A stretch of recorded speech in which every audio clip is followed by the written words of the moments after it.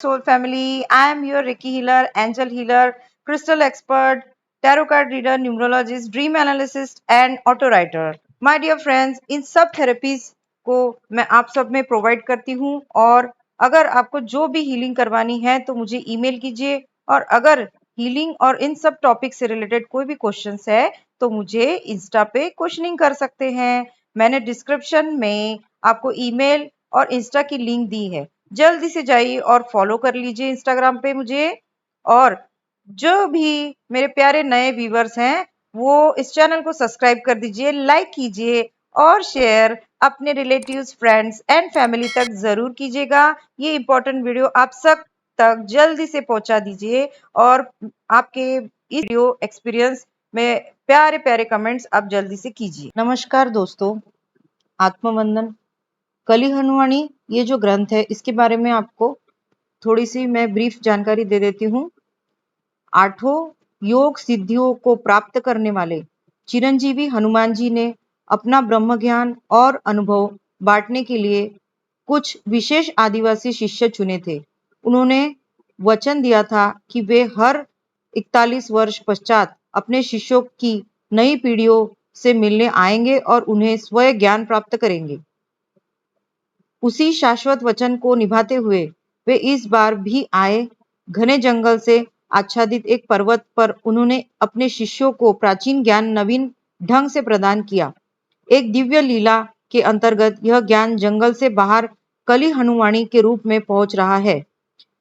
तो ये है कली हनुवाणी के विशेष जानकारी, जिससे आप कली हनुवाणी ग्रंथ की और आगे जो भी हनुमान जी ने अपने वचन इस ग्रंथ में दिए हैं उस बारे में आपको जानकारी मेरे वीडियोस द्वारा जरूर मिलेगी। एक एक अध्याय को फॉलो कीजिए दोस्तों। सबसे पहले मैं आपको प्रस्तावना दे रही हूँ। आप इस चैनल को लाइक, शेयर और सब्सक्राइब जरूर कीजिएगा। शेयर इसलिए कीजिएगा क्योंकि ये बहुत ही महत्वपूर्ण ग्रंथ है, जो हनुमान जी के वचन इसमें दिए गए हैं। इसको जरूर शेयर कीजिए। जय श्री राम, जय हनुमान। कली हनुवाणी इस पवित्र ग्रंथ की हम शुरुआत करने जा रहे हैं आज से। प्रस्तावना।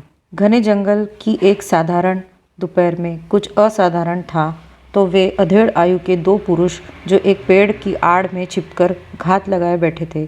उनकी लंबी जंगली दाढ़ी और बेतरतीब बालों से ऐसा लग रहा था जैसे वे आदिवासी हो, परंतु उनके नकली भेष से ऊपर डाल पर बैठे शांत पक्षी भी भ्रमित नहीं थे। जंगल की चींटी भी बता सकती थी कि वे दोनों बाहरी थे। कुछ अस्पष्ट था तो उन अतिक्रमणकारियों का उद्देश्य, पेड़ की आड़ लेकर वे क्या देख रहे थे। संभवतः उनकी दृष्टि दूर काष्ठ ईंधन चुन रहे एक आदिवासियों के समूह पर थी, परंतु इस समूह में ऐसा क्या था कि बाहरी जन उनको देखने भयानक जंगल में इतनी दूर घुसे चले आए थे। एक और दिन व्यर्थ हो गया। हे हनुदास जी, अब तो हमें मान लेना चाहिए कि इन आदिवासियों के में कोई विशेष बात नहीं है। कहा हम मान बैठे थे कि ये जन चिरंजीवी हनुमान जी के को देख सकते हैं। खुदा पहाड़ निकली चूहिया। एक बाहरी पुरुष गहरी श्वास छोड़ते हुए बोला। घात। मुद्रा त्याग कर वह चैन से पेड़ के तने के सहारे पीठ लगाकर बैठ गया। हनुदास जी ने भी परास्त स्वर में उत्तर दिया। ठीक कहते हो आप स्वामी जी। और वे भी चैन से स्वामी जी की ओर मुख करके बैठ गए। हनुदास जी के मन का एक कोना अभी भी आदिवासियों के प्रति उत्सुक था। अभी भी उनकी एक आंख दूर अपने कार्य में लीन उन जंगलवासियों पर थी। उनकी दूसरी आंख उन्हें स्वामी जी के चेहरे की झुर्रियों से होकर स्मृतियों के गलियारों में ले गई। वे स्वामी जी तथा अपने एक अन्य साथी के साथ पिछले कई दिनों से इस आदिवासी समाज की गुप्तचरी कर रहे थे। उनका उद्देश्य न तो वैज्ञानिक अनुसंधान था और न ही कोई मनोरंजक सामग्री तैयार करना। वे तो हनुमान जी के पास परम भक्त थे।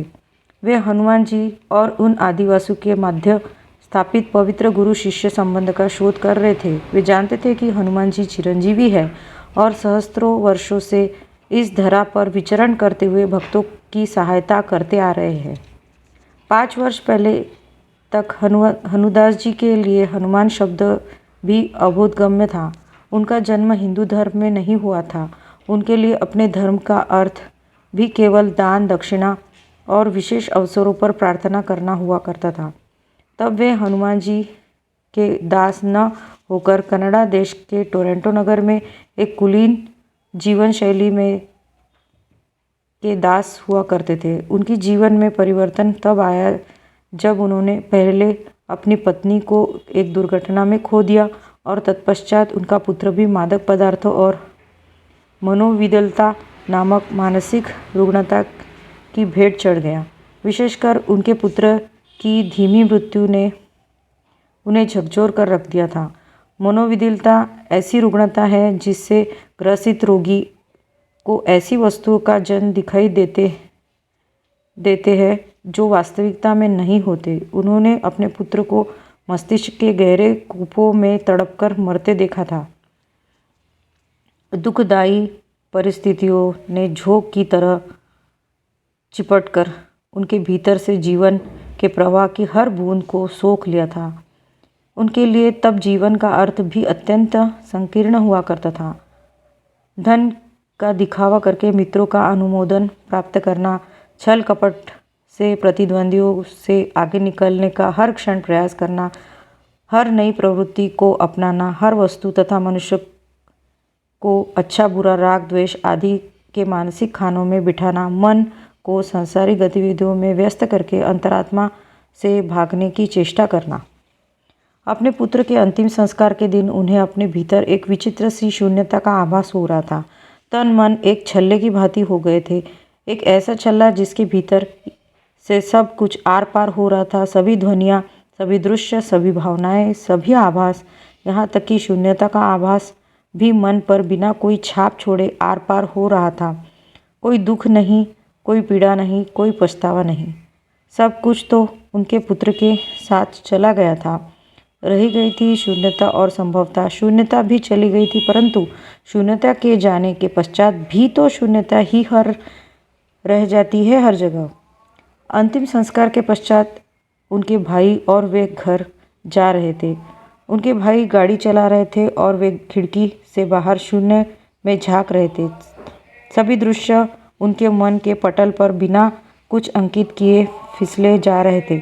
तभी अचानक एक विचित्र दृश्य ने उनके मन को पुनः सक्रिय कर दिया।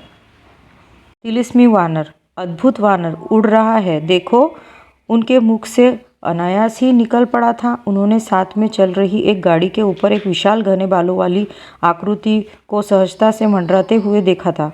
अद्भुत वानर जैसा सजीव आकृति थी। वह गाड़ी के साथ साथ और गाड़ी की ही गति में उड़ रही थी और आकृति का शब्द में वर्णन करना असंभव है। ऐसा कुछ नहीं है भाई, वहाँ आपको आश्रम की आवश्यकता है। ऐसा कुछ नहीं है भाई, आपको विश्राम की आवश्यकता है। उनके भाई ने संवेदनपूर्वक सिर हिलाते हुए उत्तर दिया था। उनके भाई ने संभवतः सोचा था कि पुत्र की मृत्यु के कारण उन्हें पागलपन का कोई दौरा पड़ गया है। भला किसी मानसिक रूप से स्वस्थ व्यक्ति को वानर उड़ते हुए क्यों दिखाई देंगे? उन्होंने अपने भाई पर अविश्वास भरी कड़ी दृष्टि डालते हुए कहा था, ऐसा कुछ नहीं है का क्या अर्थ है? ध्यान से देखो। तत्पश्चात उनकी वाणी को अचानक विराम लग गया, क्योंकि खिड़की के बाहर जब उन्होंने पुनः दृष्टि डाली तो वह तिलिस्मी प्राणी वहाँ नहीं था। साथ में चल रही गाड़ी की छत पूर्णतः खाली थी, सिवाय एक छोटे से भगवा ध्वज के। जो दिव्य प्राणी कुछ पल पहले उड़ता दिखाई दिया था, उसके जैसा एक छोटी सी आकृति अब उस भगवा ध्वज के अंकित दिखाई दे रही थी। वह आकृति कोई और नहीं अपितु चिरंजीवी देव हनुमान थे। उस गाड़ी में एक दिव्य पुरुष विराजमान थे। उनके शांत चेहरे पर लंबी दाढ़ी सुसज्जित थी। आगे चलकर वे महापुरुष हनुदास जी के गुरु बने। कुछ महीने पश्चात हनुदास जी अपने नगर टोरंटो में अपना सब कुछ छोड़कर और अपनी पुरानी पहचान त्याग कर भारत आ गए थे। गुरुदेव ने उनको नया नाम दिया था, हनुदास। इस नाम का अर्थ है ऐसा मनुष्य जिसने अपना जीवन हनुमान जी को समर्पित कर दिया हो। गुरुदेव ने उड़ते वानर के दिव्य दृश्य को प्रतिपादित करते हुए कहा था, हनुदास, वह आपका मतिभ्रम नहीं था। उस दिन आपके सचमुच में चिरंजीवी हनुमान जी के दर्शन किए थे। चूँकि मैं दुख व अज्ञात से त्रस्त आत्माओं को सही रास्ता दिखाता हूँ, बहुत सारी बुरी शक्तियाँ मुझे शत्रु के रूप में दिखती है। हनुमान जी उन्हीं बुरी शक्तियों से मेरी रक्षा करने के लिए मेरे साथ रहते हैं। मतिभ्रम? गुरुदेव को यह क्यों कहना पड़ा कि वह मतिभ्रम नहीं था? कदाचित उन्होंने गुरुदेव के सामने उस घटना का विवरण संदेह भरे शब्दों में कर दिया था, क्योंकि वे पहली बार किसी को इस दृश्य के बारे में बता रहे थे। उन्हें डर था कि कहीं वे उपहास के पात्र न बन जाए अथवा पागल सिद्ध न हो जाए। अब वे लज्जित थे कि उन्होंने हनुमान जी की लीलाओं पर संदेह किया। अपनी लज्जा को मिटाने हेतु वे शीघ्रता से बोले, अवश्य गुरुदेव, वह कोई मतिभ्रम नहीं था। वह दृश्य मेरे मन की कल्पना नहीं अपितु वास्तविकता थी। मैंने तब हनुमान शब्द भी नहीं सुना था। मुझे नहीं पता था कि वह दिव्य आकृति किसी धर्म के प्रसिद्ध देव की आकृति है। कल्पना का वृक्ष जानकारी के बीज के बिना नहीं पनपता। मुझे कोई जानकारी नहीं थी, तो उस दृश्य मात्र कल्पना कैसे हो सकता था? नहीं, वह वास्तविक था। संभवतः मेरे जीवन का सबसे वास्तविक अनुभव था वह। उस एक पल में मानो मैंने पूरा जीवन जी लिया हो। मात्र एक पल का दृश्य था वह। उसके पश्चात हनुमान जी पुनः मेरी आंखों से ओझल हो गए थे। ऐसा लगा जैसे कि वे छोटी सी आकृति बनकर उस ध्वज में अंकित हो गए हो जो अब की गाड़ी की छत पर फहरा रहा था। मुझे लगता है हनुमान जी जो कहीं नहीं गए थे, वे तब भी आपकी गाड़ी की छत पर ऊपर चिर परिचित रूप में उड़ान भर रहे थे, किंतु मेरी आंखें उस दिव्य शक्ति, उस पवित्रता को खो चुकी थी जो उनके साक्षात दर्शन करने के लिए आवश्यक होती है। अब मेरी आंखें ध्वज पर हनुमान जी की केवल एक छोटी सी छाप देख सकती थी। व्यापक मुस्कान के साथ गुरुदेव बोले, ध्वज पर मात्र एक छाप, साधारण दृष्टि को बस यही तो दिखाई देता है। हे हनुदास, क्या आपको पता है महाभारत के युद्ध के दौरान हनुमान जी अर्जुन के रथ के ऊपर विराजमान थे। उन्हें अर्जुन के रथ की रक्षा का कार्य सौंपा गया था। केवल पांडव और भगवान श्री कृष्ण उनको वहां देख सकते थे। शत्रु की आंखें कुछ देख सकती थी तो केवल वह ध्वज जो रथ के ऊपर फहरा रहा था और हनुमान जी की आकृति जो उस ध्वज पर अंकित थी। गुरुदेव ने कक्ष में स्थापित हनुमान जी की मूर्ति की ओर एक सूक्ष्म व रहस्यमय दृष्टि डाली। एक क्षण के लिए ऐसा लगा मानो मूर्ति ने अपनी पलकें झपकाकर गुरुदेव का अभिवादन स्वीकार किया हो। गुरुदेव ने आगे बताया, केवल पवित्र आत्माएं हनुमान जी को देख सकती हैं। जब आप अपने पुत्र का अंतिम संस्कार करके लौट रहे थे, तब आपका मन पूर्णतः रिक्त था, बाहरी संसार के लाग लपटों से पृथक। जिस क्षण आपने हनुमान जी को मेरी गाड़ी के ऊपर उड़ते हुए देखा, उसी क्षण आपका मन पुनः सक्रिय हो गया। आपका मन उन्हीं चीज़ों में उलझ गया जिन चीज़ों में मानव मन प्राय उलझा रहता है। उस दिव्य अनुभव को मुक्त भाव से पारित करने की बजाय आपका मन एक ऐसी बनी बनाई श्रेणी, एक ऐसा मानसिक खाना ढूंढने में व्यस्त हो गई जिसमें वह अनुभव समा सके। आपका मन उत्तेजनापूर्वक उन मानसिक डिब्बों की उथल पुथल करने लगा जिनमें अतीत के अनुभव से प्राप्त स्मृतियाँ जमा होती है और संभवतः वहाँ से कुछ गड़े गड़ाए शब्द निकाल कर लाया, जैसे मायावी, असंभव, भ्रम, कल्पना। आपके मन के इस संकीर्ण प्रयासों ने आपकी आत्मा को पुनः मैला कर दिया और हनुमान जी आपको दिखाई देना बंद हो गए। जब आपकी आत्मा पुनः उतनी ही पवित्र हो जाएगी जितनी इस दिव्य क्षण में थी, वे आपको पुनः दिखाई देने लगेंगे। जय हनुमान। गुरुदेव, मुझे अपनी आत्मा को पुनः पवित्र करने के लिए क्या करना चाहिए? मैं अपने परिवार को पहले ही खो चुका हूँ। यदि आत्मशुद्धि के लिए त्याग करना आवश्यक है मेरे लिए पास, तो अब त्यागने के लिए कुछ भी नहीं है। उनके मुख से यह प्रश्न निकला जबकि उनके मन में सहानुभूति प्राप्त करने की लालसा हिलोरे मार रही थी। एक जागृत आत्मा ही पवित्र आत्मा है। गुरुदेव ने अपने एक पालतू पक्षी जो उनके बाह पर बैठा था के पंख सहलाते हुए यह ज्ञानोक्ति कही। तत्पश्चात थोड़ा आगे झुककर हनुदास जी की आंखें में झोंकते हुए गुरुदेव बोले थे, एक पवित्र आत्मा वह है जो जानती है कि वह कौन है और किस प्रयोजन से इस संसार से जुड़ी है। हे हनुदास की आत्मा, क्या आप जानती हो कि आप कौन हो और किस उद्देश्य से इस संसार में लीन हो? उन्होंने तुरंत उत्तर दिया, हाँ गुरुदेव, मेरा उद्देश्य अब मात्र आपकी सेवा में शेष जीवन बिताना है। अब तक का सारा जीवन मैंने भौतिकता के संकीर्ण सरोवर में गोते मारते हुए बिता दिया। अब मैं शेष जीवन परम सत्य की खोज में बिताना चाहता हूँ। गुरुदेव ने अपना वह हाथ आगे बढ़ाया जिस पर उनका पालतू पक्षी बैठा था। पक्षी ने इसको मिलाप का समय समाप्त होने का संकेत मानकर उड़ान भरी। गुरुदेव शांत स्वर में बोले, हनुदास, मैंने प्रश्न आपकी आत्मा से पूछा था और उत्तर दिया आपके मन ने। हनुदास को अब कोई उत्तर नहीं सूझा। गुरुदेव के मुख पर हल्की सी मुस्कान छा गई। उनके होठों से ज्ञान शब्द निकले, आपकी आत्मा इस युग की अधिकांश आत्माओं की तरह सुप्त है। थोड़ी बहुत जागृति उस दिन आई थी जिस दिन आपने अपने हाथों से अपने पुत्र का अंतिम संस्कार किया था। उस संक्षिप्त जागृति के पश्चात आपकी आत्मा पुनः निद्रा को प्राप्त हो गई।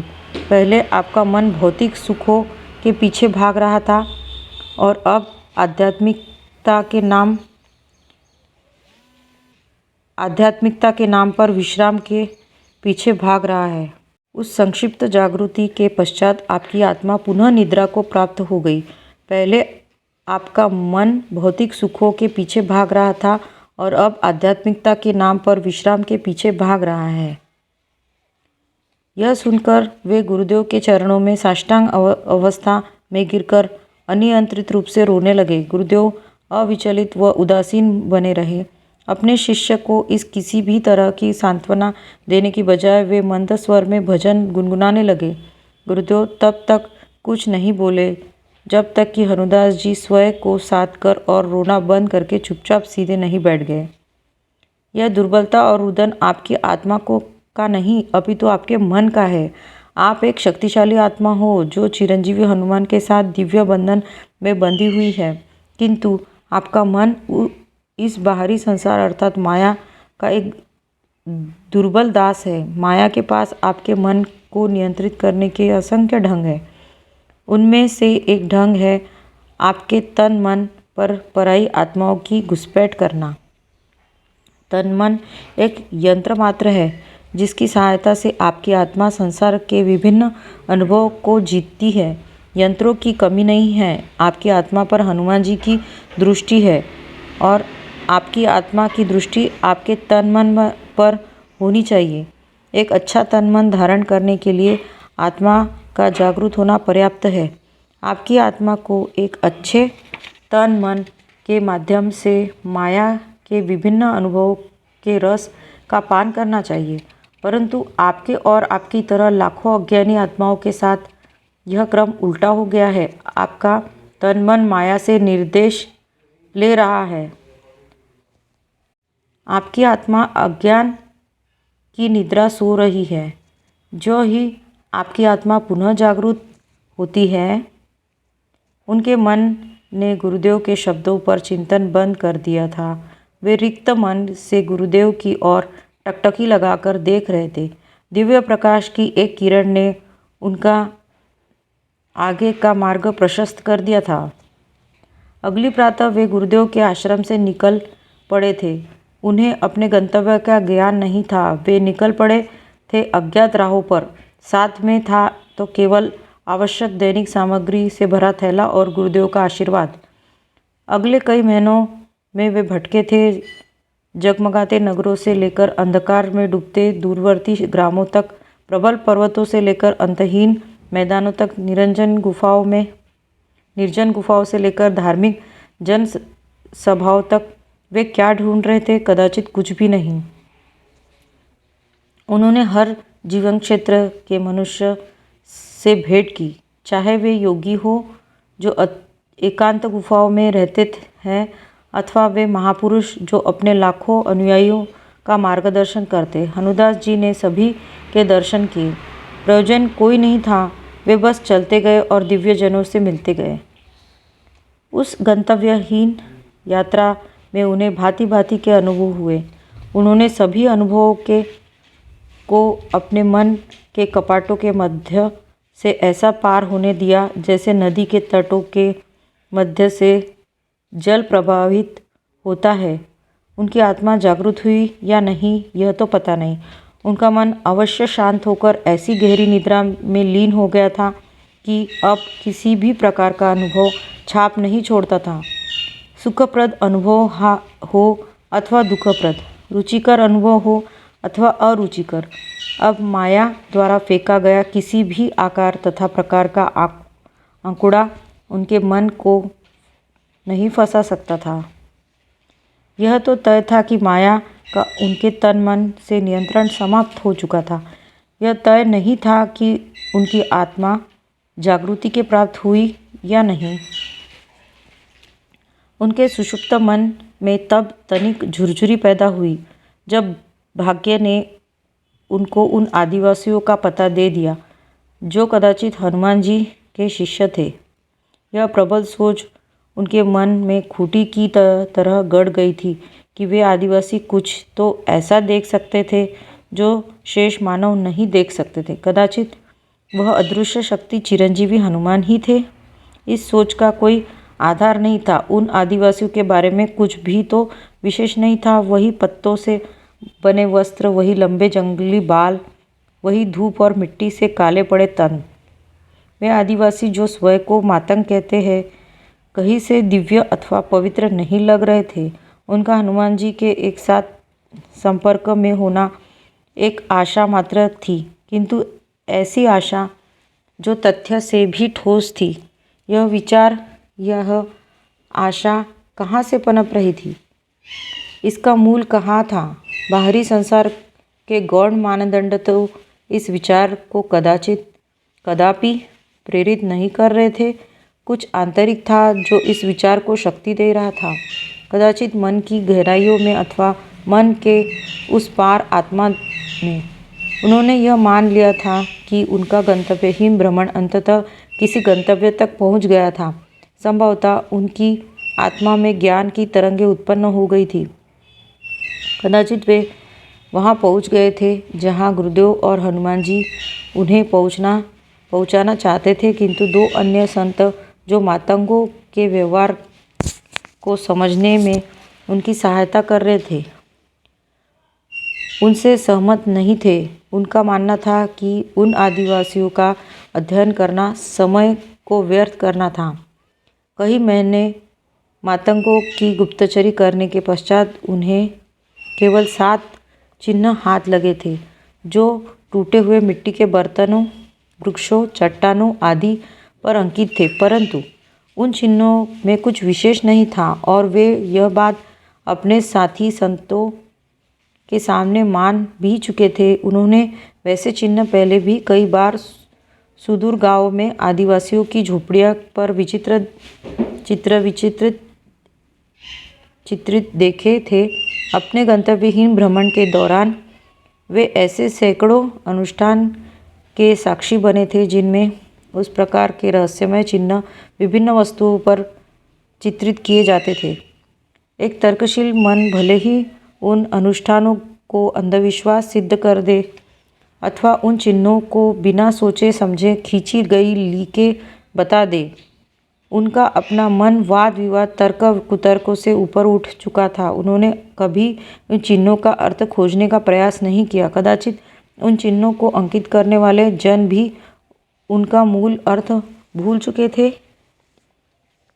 अपने भ्रमण के दौरान उन्होंने यह सीखा था कि अनुष्ठान का अनुभव उसके अर्थ से कहीं बड़ा होता है, और वैसे भी वे अपने मन को जीतकर उसे सुषुप्त करने के लिए भटक रहे थे, न कि हर छोटी बड़ी चीज़ के अर्थ का आहार खिलाकर उसे और भी सक्रिय करने के लिए। किंतु मातंगों द्वारा अंकित उन 7 चिन्हों का अर्थ निकालने की एक आंतरिक इच्छा उनमें जाग उठी थी। वह कोई साधारण इच्छा नहीं, अपितु एक अंतरात्मा का आह्वान था। वही आह्वान जो उन्हें इतने दिनों से मातंगों की गुप्तचरी करने के लिए प्रेरित कर रहा था।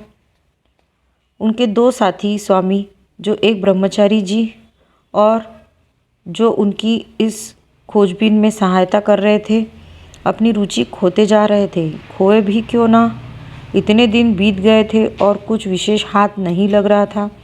कुछ समय पहले ही उन्होंने अपने दोनों साथियों के साथ मातंगों की मुखिया बाबा से मिलने का प्रयास किया था।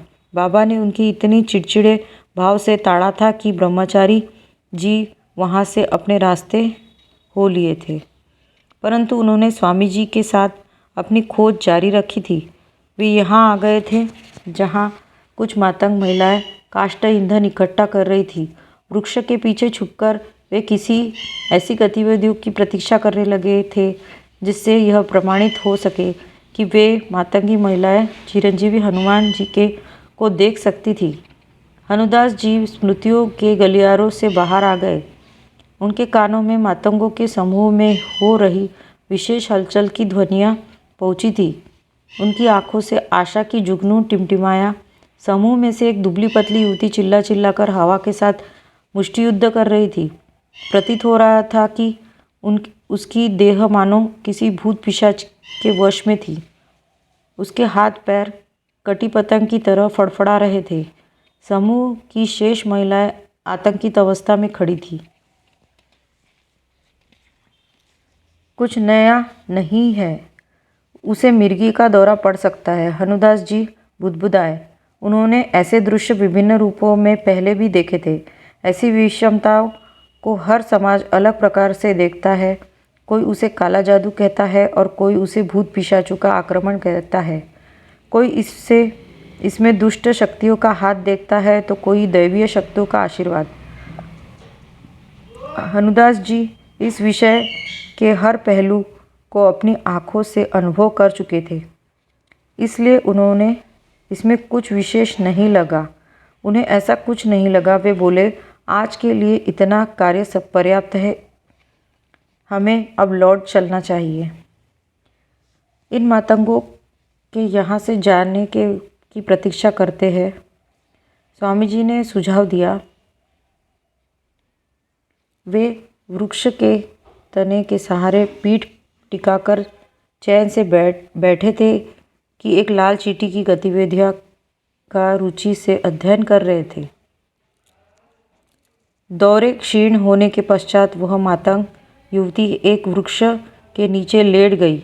समूह की अन्य महिलाएं पहले की तरह इधर उधर लकड़ी चुनने के कार्य में लीन हो गई। एक क्षण के लिए हनुदास जी को शून्यता का वह आभास हुआ जो उन्हें अपने पुत्र के अंतिम संस्कार के दिन हुआ था। उस क्षण में उन्हें सुप्त अवस्था में जान पड़ रही उस युवती के समीप 3 प्रकाशमय आकृतियाँ दिखाई दी। वे आकृतियाँ ठोस नहीं थी, अपितु अपने स्थान पर स्पंदन कर रही दिखाई दे रही थी। यह दृश्य देखकर उन्हें आश्चर्य का एक झटका सा लगा और वे 3 आकृतियाँ दिखाई देना बंद हो गई।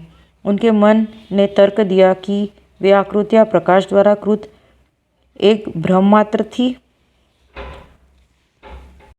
कुछ क्षण पश्चात यह युवती उठकर बैठ गई और तत्पश्चात सीधे सामने की ओर लुढ़क गई। ऐसा प्रतीत हुआ जैसे वह किसी अदृश्य शक्ति के सामने साष्टांग प्रणाम कर रही थी। हनुदास जी की आंखें उस अदृश्य शक्ति को देख तो नहीं सकती थी, किंतु उन्हें एक तर्क रहित आभास हो रहा था उस युवती का सिर हनुमान जी के चरण कमलों में स्थापित था। उन्होंने स्वामी जी जो लाल चींटी को साधन बनाकर ध्यान अवस्था में चले गए थे को हिलाकर उठाया और उनका ध्यान इस नए घटनाक्रम की ओर खींचा।